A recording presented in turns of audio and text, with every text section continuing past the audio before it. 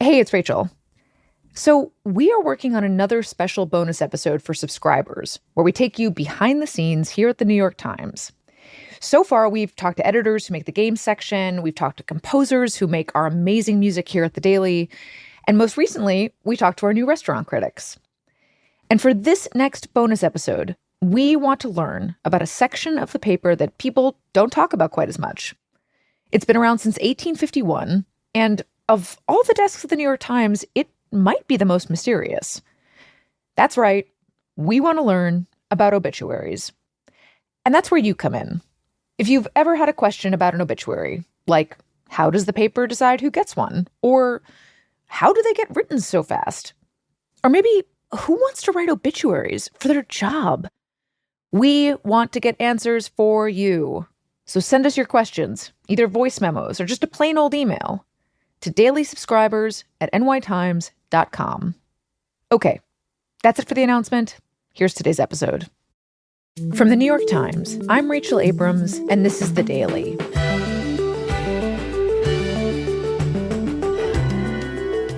Since Trump took office in January, his administration has torpedoed much of the Biden-era efforts to combat climate change, slowing the growth of renewable energy and promoting the expansion of oil and gas.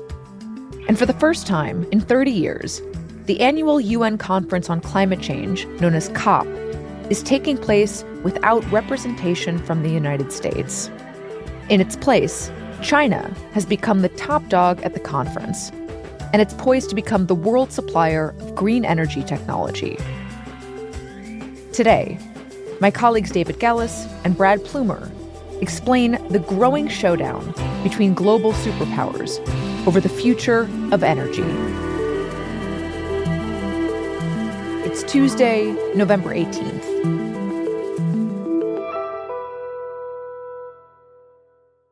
David? Hi. You just got back from COP? I did. 27 hours to get there? Yeah, I was only 14 to get back. Wow. Okay. Well, this is not your first time being a COP, but maybe it's the longest trip you've taken. Definitely. And in fact, you've been multiple times. So I'm curious, just to start, tell us what, if anything, was different about this time.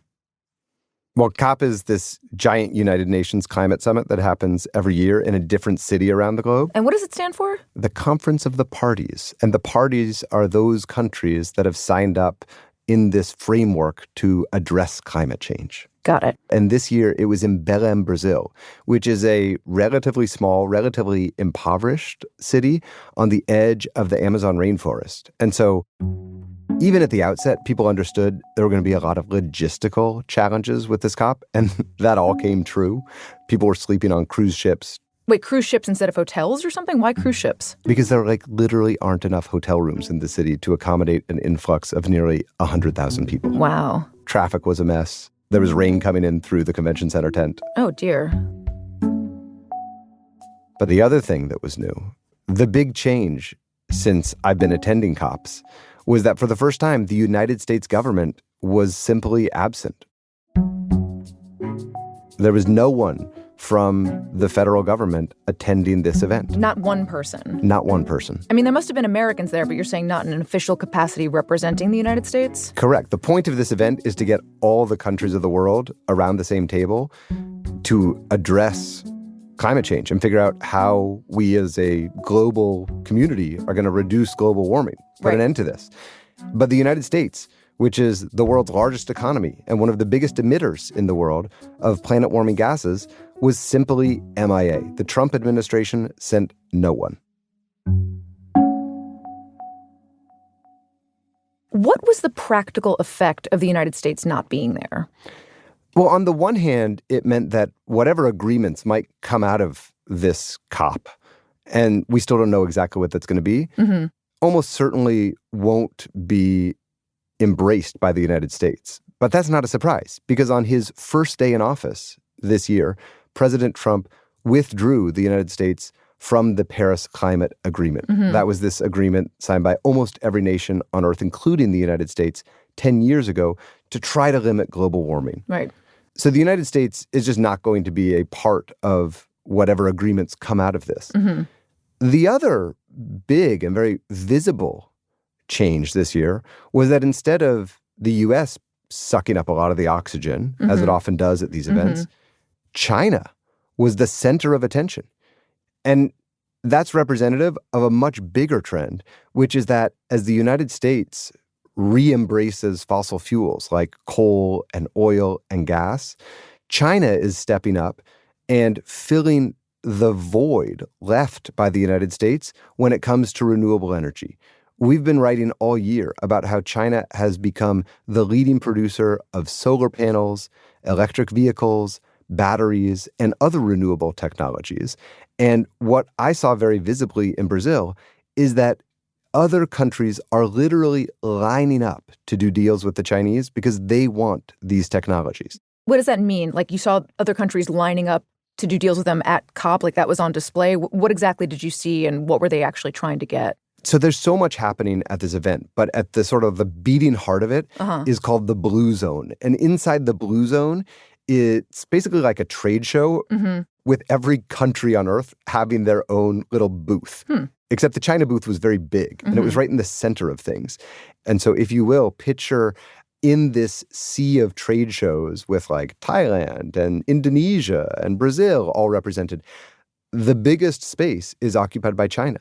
And there are Chinese flags, and there are pictures of President Xi, and they're handing out his books and handing out Chinese souvenirs.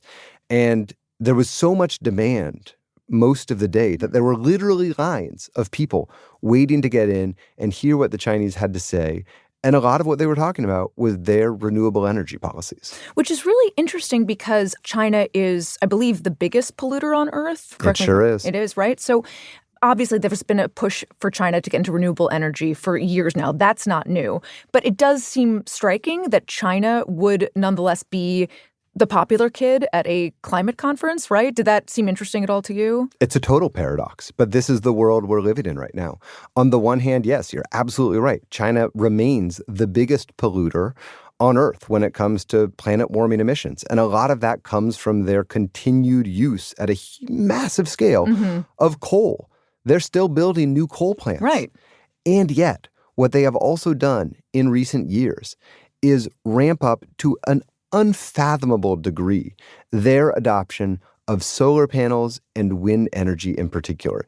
And if you look at these charts, which we write all these stories about, what they show is this graph that just goes up and to the right like a hockey stick when it shows China's own domestic renewable energy production. And that's fast on pace to start to meaningfully displace coal. But the other side of the story is that they're exporting these technologies to the rest of the world. I want to understand more about the technology that is attracting these countries that want technology from China. You mentioned solar power, wind. What else are we talking about specifically? Sure. So I want to be clear. People aren't like lining up and buying a ticket and then walking out with a solar panel. With a solar panel. Right, no, I think yes, I understood. Or with a $50 million commitment to buy solar panels. Sure. Some of those deals are happening on the sidelines. Okay. But what we're seeing here is the world being really interested, really hungry to understand China's position, its technology, and how it has managed to put itself on a trajectory to go from a massive polluter to a clean energy leader. So that's what people are lining up to understand. And the way they've done that and the technologies that other people are trying to get their head around and maybe their hands on, you named a couple of them. Solar panels, absolutely. Most of the world's solar panels are made in China right now, and they are by far the biggest exporter of solar panels. Same is true in many ways for wind. China is building tons of wind power, and they're helping other countries build wind farms as well. But it doesn't end there. It's batteries, it's transmission. I'm actually working on a story right now about how China has helped build in Brazil these multi-thousand-mile lines that carry energy across the Amazon rainforest to the population centers. So China's a leader in transmission as well. And then the last one, and the one you could really see on the streets of Belém, Brazil, is electric vehicles. I can't tell you how many of the Ubers I took trying to get through the traffic-clogged streets of this city were BYDs. BYDs? BYD. What does that mean? Build your dreams. These amazing Chinese electric vehicles, which are incredibly cheap, way more advanced than the EVs we can buy here in the United States, and are proliferating around the globe. I understand what you're saying, that China is filling this vacuum in the environmental space that the U.S. has left. But a lot of the technology that you're talking about, it's not like we don't have that in the United States. We're not interested in that in the United States. So what is the gap, I guess, in reality between what the U.S. is able to do and what China has been able to manufacture and export? The list of gobsmacking energy projects that China's building at home goes on forever. Take this new solar farm that they've built on the Tibetan Plateau, 10,000 feet high in the mountains. There are solar panels that cover an area larger than 7 times the size of Manhattan and can power multiple cities. Or take, I mentioned some power lines that China is building in Brazil, but it has built these ultra-high voltage transmission lines that stretch 2,000 miles across the country. And it hasn't just built 1 or 2 or 3 or 4 of them. It has more than 40 of these lines. Whereas I wrote a series of stories earlier this year about the challenge of building just one basic transmission line in the United States. And then there's China's network of high-speed trains, which in recent years has just come to crisscross the country. And these are incredibly advanced trains, shuttling people around the country at hundreds of miles an hour, whereas, Amtrak just tried to update its Northeast Corridor train, and it left a lot to be desired. I want to understand the scale of the interest in what China is offering to sell. Like, okay, so they can make all of these things, and they can make a multi-thousand-mile transmission line that you mentioned that crisscrosses Brazil. What is the appetite for that globally? And how does that position China just on the world stage? Let me just put some of this in context. Take batteries. The United States exported about $3 billion worth of batteries last year. Okay. China exported $65 billion worth of batteries. The United States exported about $69 million worth of solar panels. China exported about $40 billion worth of solar panels. When it comes to electric cars, the United States exported about $12 billion. Most of that was Tesla. China exported $38 billion, and that number is growing incredibly fast. So this isn't a hypothetical. China has already found markets for its technologies around the world, and it's building factories and transmission lines and all the rest of it in countries in South America, Asia, Africa, the Middle East, and beyond. This is happening right now. One of the things we have not touched on yet is China's interest in soft power, right? So I understand you've explained that there's a market for what they are making, the economic advantages that they're trying to gain. But beyond that, China obviously is trying to grow its influence on the world stage. We've talked about that on the show many, many times. So can you just talk about what other advantages or influence doing deals with some of these smaller countries, as you mentioned, or maybe bigger countries, what does that give to them besides the economic advantages we've talked about? This has come up in so many of my conversations this year as we've been reporting on sort of the diverging energy pathways for the United States and China. And because it's soft power, it can be sometimes hard to say, oh, that's exactly how it showed up. Right. That's a tangible benefit. It's out there. Right. But setting a specific example aside, I think if you just understand that, say, a country in Central Africa that might be buying more Chinese technology, inviting Chinese companies to come help it build out its energy grid, importing Chinese electrical vehicles. When you think about which countries are going to have influence on a nation like that, especially as the United States has pulled back its aid budget with the dismantling of something like USAID, it's easy to understand why this kind of big energy export is going to give China a major seat at the table at a lot of developing economies, especially at a moment when the United States is pulling back from the world stage in this way. Right. Teach a man to fish, but also control all of his fishing poles, essentially. That's one way to say it. So in a way, that speaks to China's motivation, right? Because they're developing all of this clean energy technology, and it's not just about moving away from fossil fuels to save the climate. It is also very much rooted in what is geopolitically and economically beneficial for China. That's right. I mean, China is positioning itself as a climate leader at this moment, but that's not where this all came from. This story of China's embrace of clean technologies actually began in roughly like 2003 or so, when a man named Wen Jiabo, who was China's premier, took a look around and understood that China was incredibly reliant on imported oil from the Middle East. And that made him very uncomfortable. It did not give China energy independence, which is a buzzword we hear a lot. And it made him realize that it would be beneficial, as China really looked to become this economic superpower, for them to control their own story when it came to energy. And so at the time, China understood that because it didn't have giant reserves of oil and gas of its own that were easily accessible, the way to accomplish this was going to be with green power, probably with wind and solar. And so they've been playing this long game. For 20 years now, they've been investing in these technologies, and it has really all started to bear fruit in the last couple of years because the cost of these technologies has plummeted. They finally achieved sort of economies of scale, and now solar power, Chinese solar panels, are literally the cheapest form of energy we have ever had on Earth. Wow. Something you mentioned earlier, I think, really kind of hit the nail on the head here. This idea that the U.S. is banking on fossil fuels and, in a way, banking on the past, that the past is the future. But China is banking on the future being the future, it sounds like, because they're investing in new technologies, renewable energy, things that have not yet been developed by the rest of the world. And in a way, I wonder whether this means that the U.S. is ceding the future in some way to China if the U.S.'s bet is wrong. A lot of people that we've talked to say that. And that comes from other diplomats. That comes from people at NGOs. That comes from people in the private sector.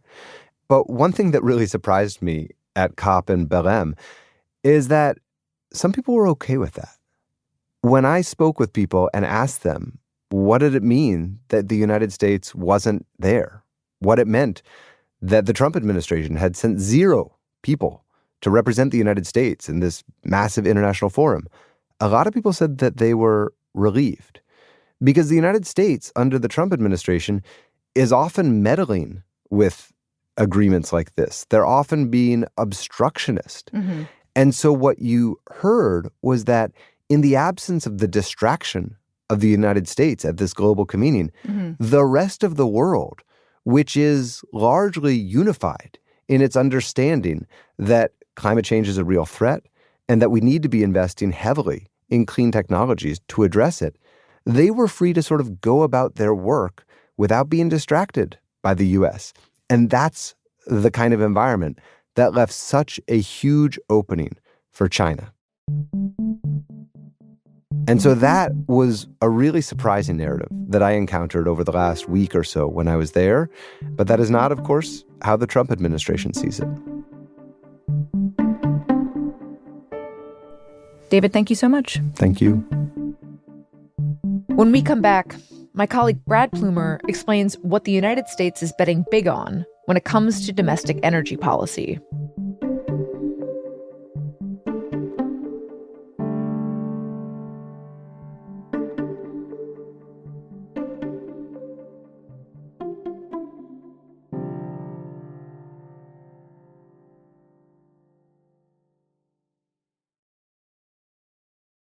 Brad, before the break, David made it clear that the U.S. attitude toward renewable energy is very different from China's, so much so that we aren't even sending anybody to COP this year. And instead, what we are essentially doing is ceding this space to China at a moment when we are also in what feels like this larger battle with China for global dominance in a whole bunch of different industries and spheres and geopolitical arenas. So it feels a little bit counterintuitive that we'd therefore be ceding this space. And I just want to start off with you explaining to us, what is the current energy policy of the United States?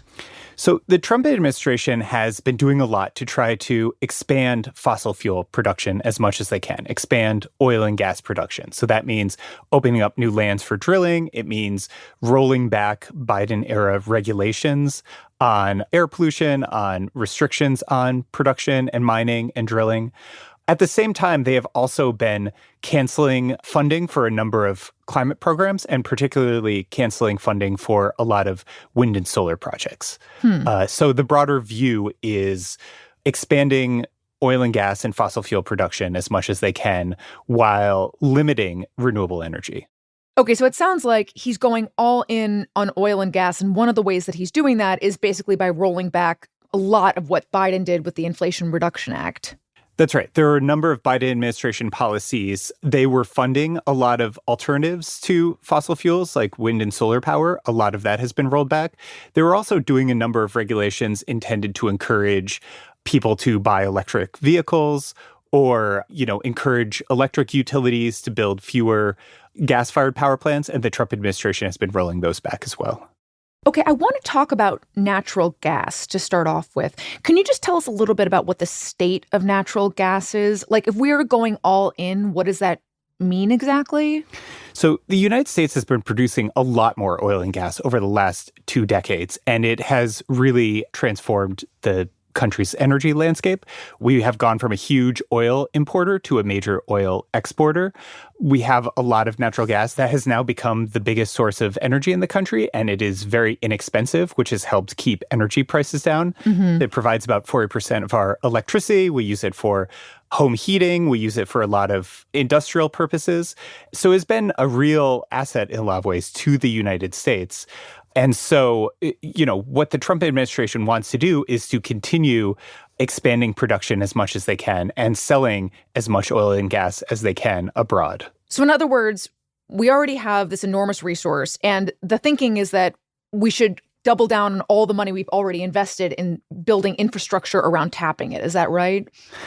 That's right. And a big part of that is that the administration genuinely does not see climate change as a problem worth thinking about at all. So if you do not think climate change is worth worrying about, then you may as well try to drill and sell as much oil and gas as you possibly can. Brad, you mentioned that the United States is selling natural gas to other countries. And I wonder what the game plan is here, because obviously oil and gas is a finite resource. China and other countries are investing in renewable energy and renewable technology. So what is the time horizon for this? How long can the United States continue to bank on just selling cheap gas overseas? I mean, by all estimates, the U.S. still has an enormous quantity of oil and gas that they can sell abroad. And in many ways, one of the biggest threats to the oil and gas market is if other countries start adopting alternatives to it, whether that's buying more electric cars that don't rely on gasoline to run, or building more wind and solar power that starts to cut into the market share for fossil fuels. So, in some ways that explains why the administration has been pressuring other countries to try to ease up on a lot of climate change and clean energy related policies. Right. It's not out of the realm of possibility that a lot of places are going to be switching to electric vehicles and renewable energy, because that is literally happening as we speak. That's right. I do want to ask, though, is part of the reason why the Trump administration is so all in on fossil fuels because as an industry, oil and gas pours money into U.S. elections? Like, that is an extremely powerful lobbying group.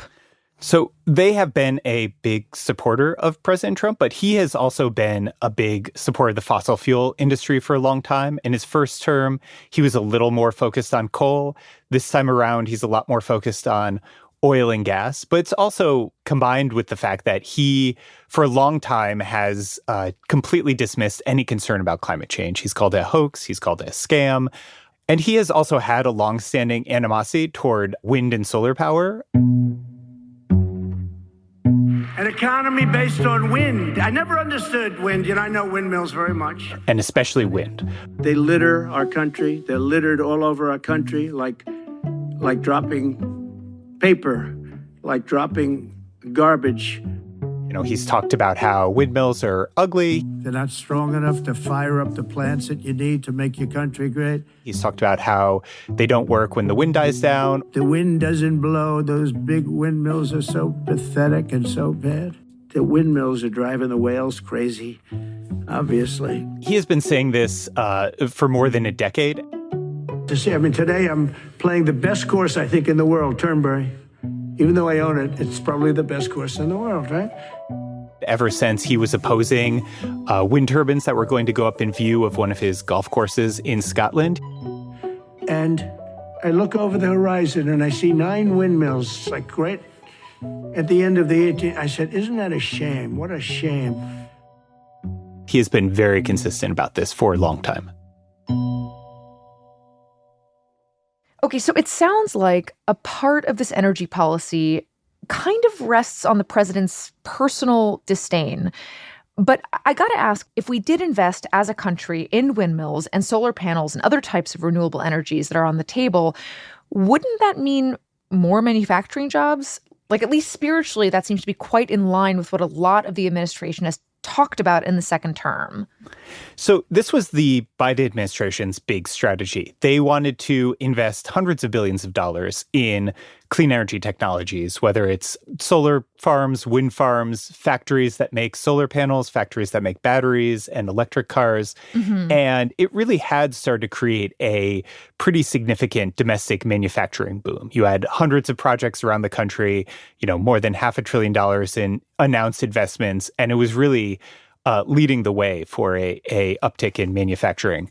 A lot of those investments were happening in Republican-controlled states, and they were pretty popular with a number of Republican politicians. But Trump was really against it. He called it the Green New Scam. He really wanted to undo Biden's legacy, and he pushed to repeal a lot of those policies. And we are now seeing billions of dollars worth of factories getting canceled and disappearing.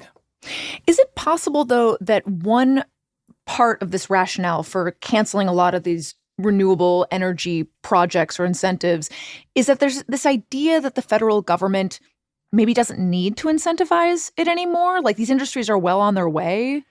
They have talked about that. At the same time, the administration has also moved to actively block wind and solar projects, particularly offshore wind projects in federal waters.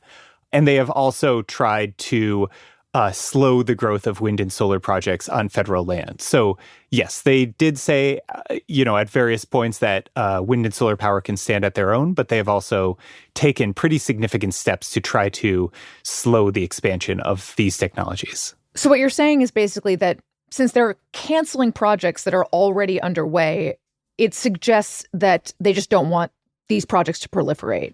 That's right. And there's also this other priority happening, which is they're really focused on winning the AI race against China. And that is a big part of their energy strategy. Explain that a little bit more. What does AI have to do with the energy strategy of the U.S.? So the administration sees AI as the most important industry of the future. They are currently in a race with China and trying to dominate this industry. But that also connects to energy. Right now, tech companies are trying to build hundreds of billions of dollars worth of data centers for AI, but they need enormous amounts of electricity to try to power that. Now, the administration's view is that you can really only get there with things like natural gas, with things like nuclear power that run around the clock, and particularly natural gas can be relatively low cost. In a lot of ways, they talk about how they don't believe that wind and solar power, which do not run all the time, can actually power these data centers and be useful for the AI race. Now, there are a lot of tech companies that disagree with that, but that is something they have said a lot. But couldn't theoretically the United States do both? Like, couldn't we double down on the existing infrastructure in order to power our AI arms race, but also recognize that green energy is probably a big part of the future and try to invest in that as well?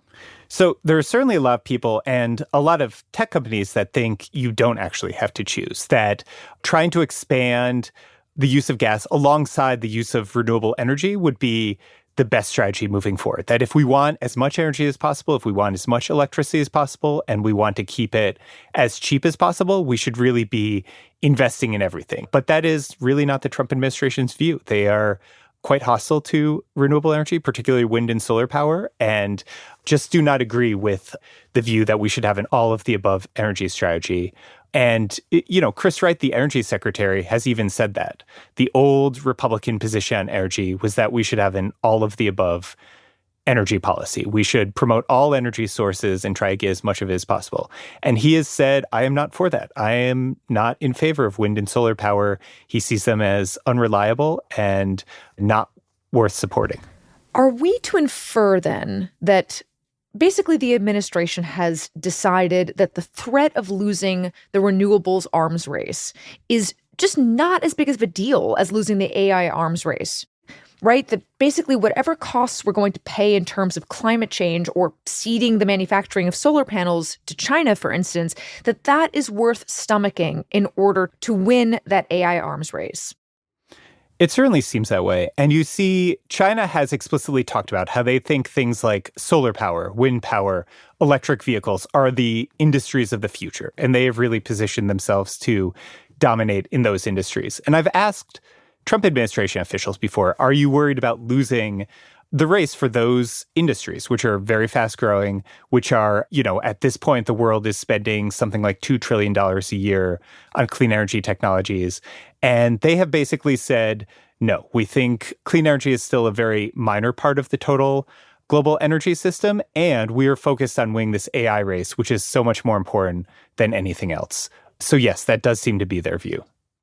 We already talked a little bit about how the ground that we are ceding to China seems antithetical to the idea of bringing manufacturing back to the United States, which has been a stated policy of the current Trump administration. It also feels like we are ceding a lot of future ground. The future of AI seems like it could be a future where a lot of people who have certain jobs now do not have those jobs in the future.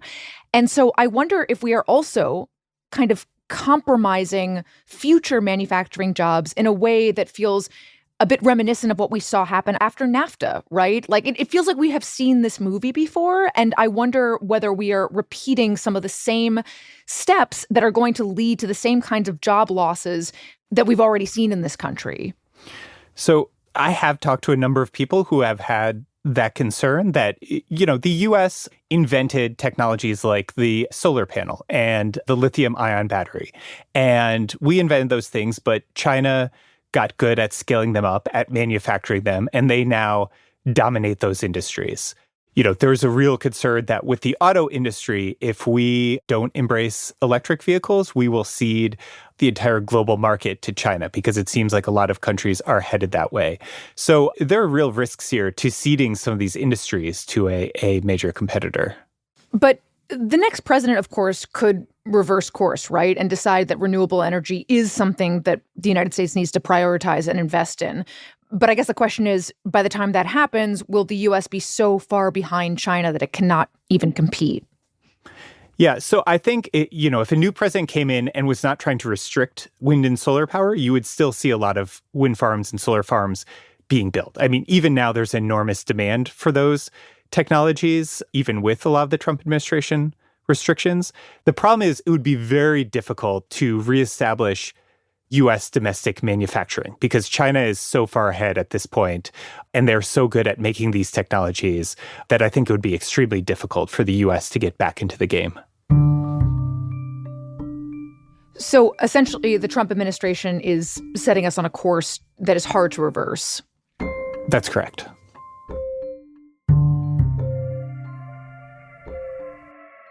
Brad, thank you so much. Thank you.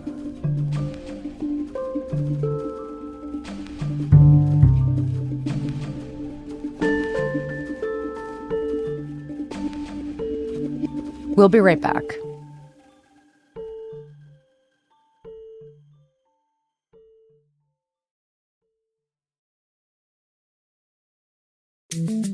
Here's what else you need to know today. The UN Security Council on Monday approved President Trump's peace plan for Gaza, bringing the administration one step closer to fulfilling its vision for how to rebuild the war-ravaged Gaza Strip. The Council's vote was also a major diplomatic victory for the United States, which has been increasingly isolated at the UN over its support for Israel. The resolution calls for an international stabilization force to enter, demilitarize, and govern the enclave, where tens of thousands of Palestinians, including both combatants and civilians, have been killed since the war began. And a federal magistrate judge said the criminal case against James Comey, the former FBI director, could be in trouble because of, quote, government misconduct. The judge accused Lindsay Halligan, the inexperienced prosecutor picked by President Trump to oversee the case, of making at least two, quote, fundamental and highly prejudicial misstatements of the law when she spoke in front of the grand jury in September. The judge also pointed out that grand jury materials he ordered Halligan to produce for his review appeared to be incomplete and, quote, likely do not reflect the full proceedings.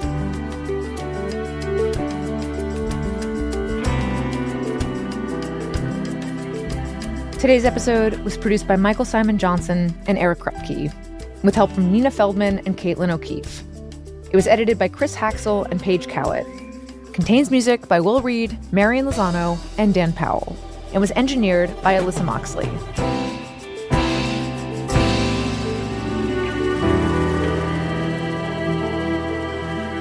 That's it for The Daily. I'm Rachel Abrams. See you tomorrow.